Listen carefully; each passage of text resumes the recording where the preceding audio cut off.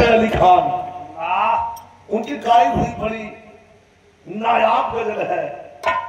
ये दिल मांगता मैं करा तौबा तौबा, मुझे आज कभी इतनी फुर्सत नहीं। बता पाना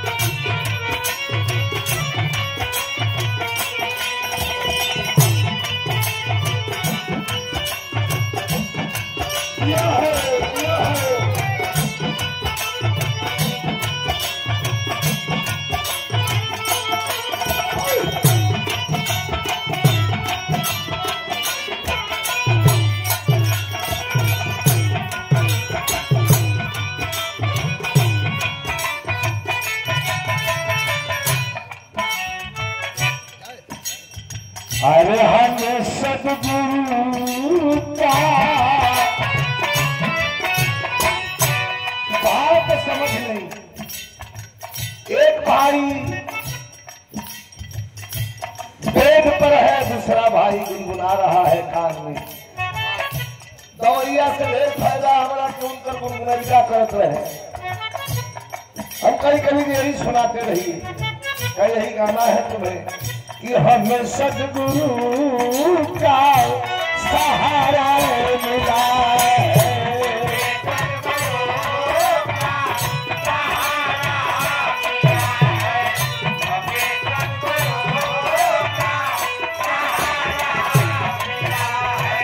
परमहंस स्वामी का सहारा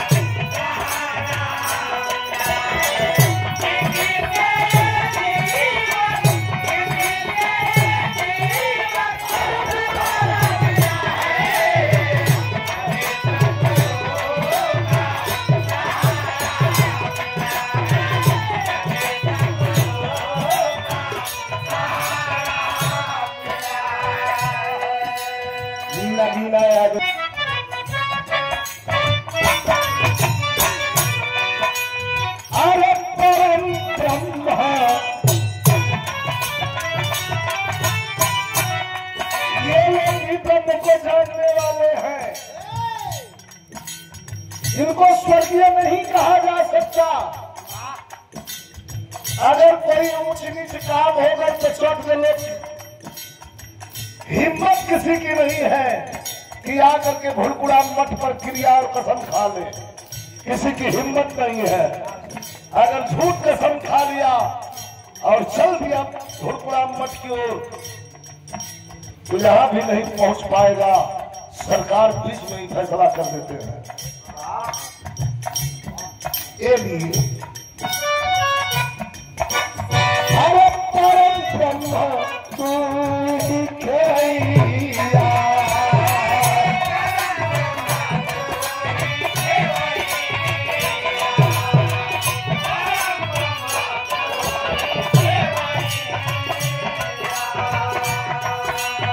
अरे भाव से उतार ले हला नैया,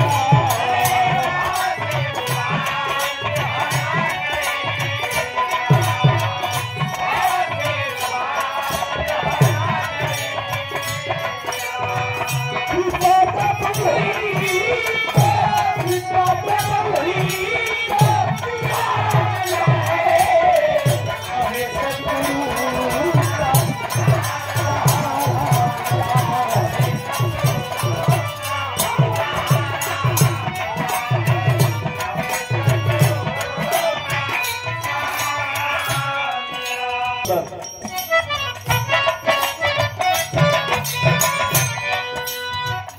विश्व गुरु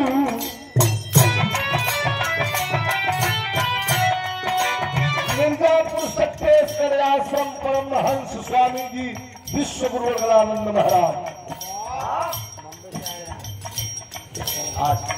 और आज उनकी उपस्थिति भी उत्तर प्रदेश छत्तीसगढ़ आश्रम में हो गई है बॉम्बे से। विश्व सरकार के चरण में खिलाई। अरे विश्व गुरु विश्व के सजाते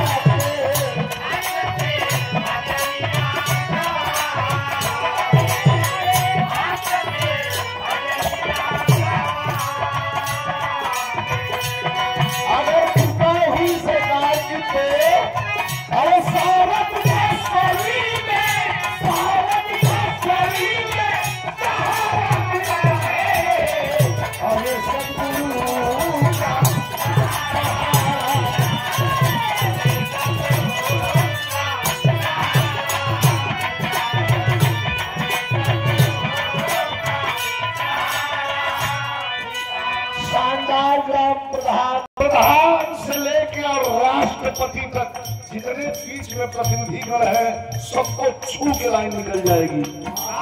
जैसे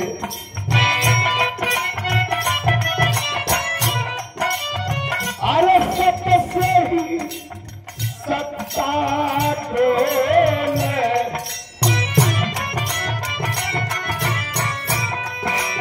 अरे सबसे ही सत्ता डोले अमरजी के सत्ता डोले,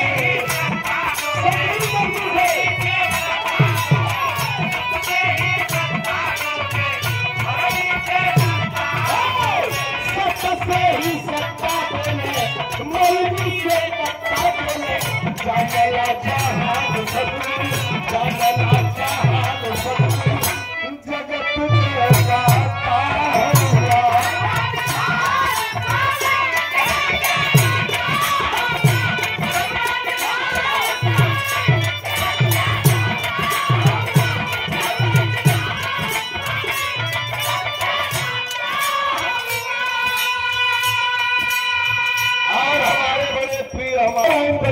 आखिरी लाइन भाई, लाइन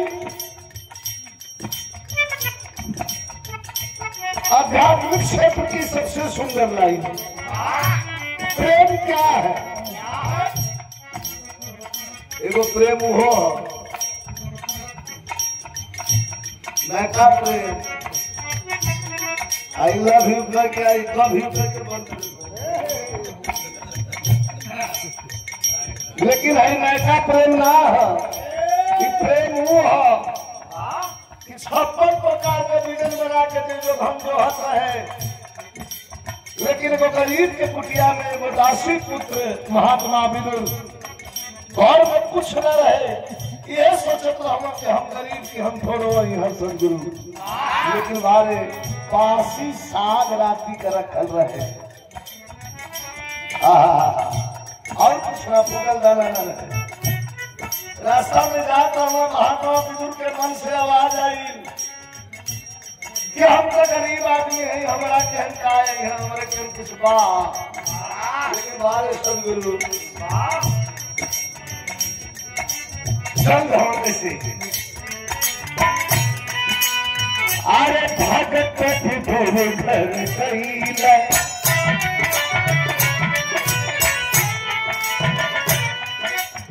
अरे भक्त विदुर घर कैला, प्रेम से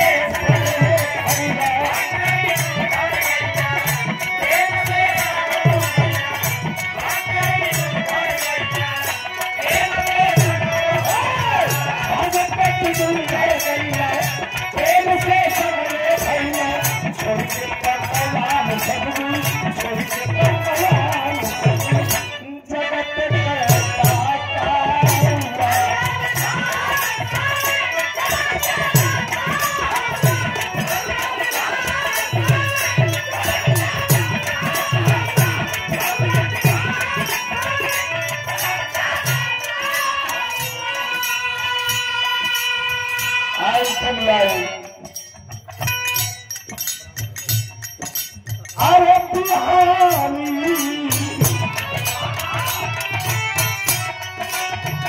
भला बिहारी करे सदा भला